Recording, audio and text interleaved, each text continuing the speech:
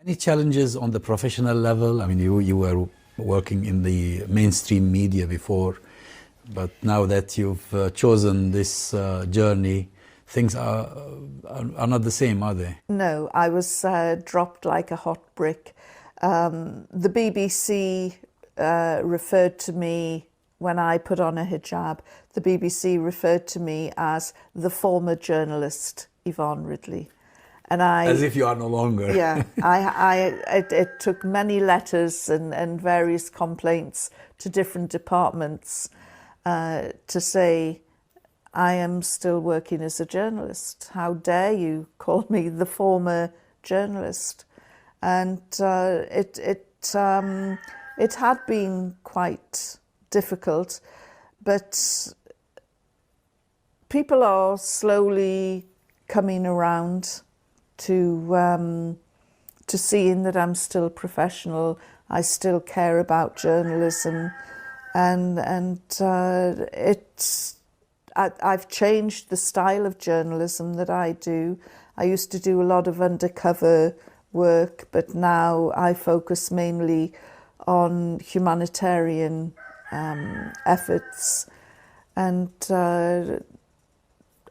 I still go out into war and conflict zones. And you told me before earlier that you've just been to Idlib.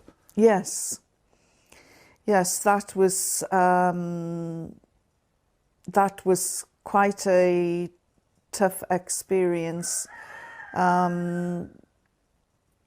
People there are, this expression, hang on to the rope or hold tight onto the rope of Allah. The people there, they have nothing left but God, and it is their faith which is keeping them going. And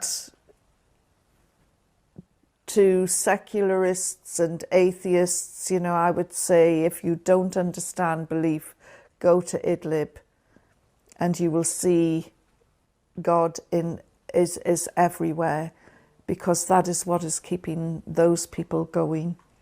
Now, in addition to your conversion to Islam, you opposed the war in Iraq and you stood by the Palestinian people. And these two issues were also sources of trouble.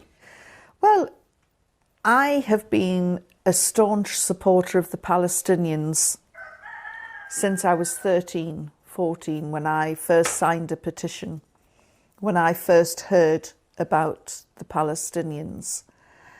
And I've always been quite vocal about support for the Palestinians, and nobody really took any notice. And then the moment I put on a hijab, oh my word, she's an extremist. And I said, but hold on, I had these views before. It's not me that's changed, it's you that's changed towards me. And the plight of the Palestinians, it doesn't matter whether you're a person of faith or no faith. This is one of the biggest, longest running injustices in the world today. And it blighted the 20th century, and it's running into the 21st century. And it is a real big stain from east to west on our civilization. And, people talk about the siege of Gaza being 12 years. I was on the very first boat to break the siege of Gaza, and about 100,000 Palestinians turned out to see the boats arrive. Why did so many people turn out? Because there hadn't been a boat arriving in Gaza for more than 40 years. This was incredible. And, the boats, there were two boats, largely crewed by non-Muslims, a lot of secularists and atheists. And at one point during the dead of night, we were told that we were surrounded by Israeli gunboats.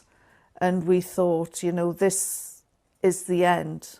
Our communications were down, all the cell phones, mobile phones, everything was down. We were in the pitch black, bobbling around in the Eastern Mediterranean. And I was with filmmaker Aki Nawaz, who is a practicing Muslim. And I said, it looks as though this is the end. The end. And I said, do you think that we'll end up in paradise if we die here? And he said, well, yes. He said, I can't think of a more noble cause than dying for the Palestinians. And I said, you're right. And we both started laughing and at the irony that we were going to be sent to paradise by the Israelis, you know, and so we were laughing and saying, well, bring it on. And that belief in God just made us feel so strong. And it does miracles. It really, everybody else was, you know, you could see the fear, and they're looking at us thinking, what are those two daft Muslims laughing about? And it was because we were expecting any minute that that would be the end of this life, but greater things to come. Did you end up with a Palestinian passport? I did. I did. Well,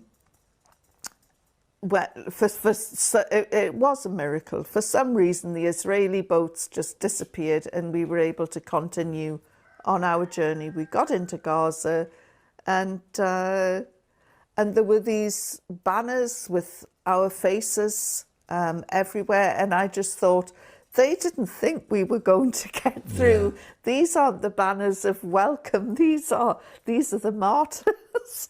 And so I think a lot of people thought that we were going to be... If I remember correctly, nobody ever made it after you. I think all the other boats were turned down, turned back, and or were arrested. I think a couple did get through after that, but then there was the Mavi Marmara and the flotilla crimes, and it was yes. Nobody has been able to get through since, and it was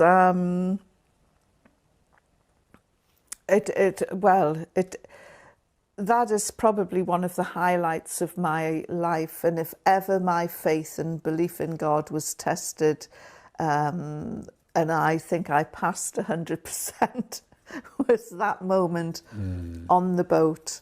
But after that, we met Ismail Haniyeh, who was then the Prime Minister in Gaza, and he issued us with passports. And I remember saying, at last, I have a Prime Minister of whom I can be proud. And that was a great moment as well. And a very good note to end on. Thank you very much.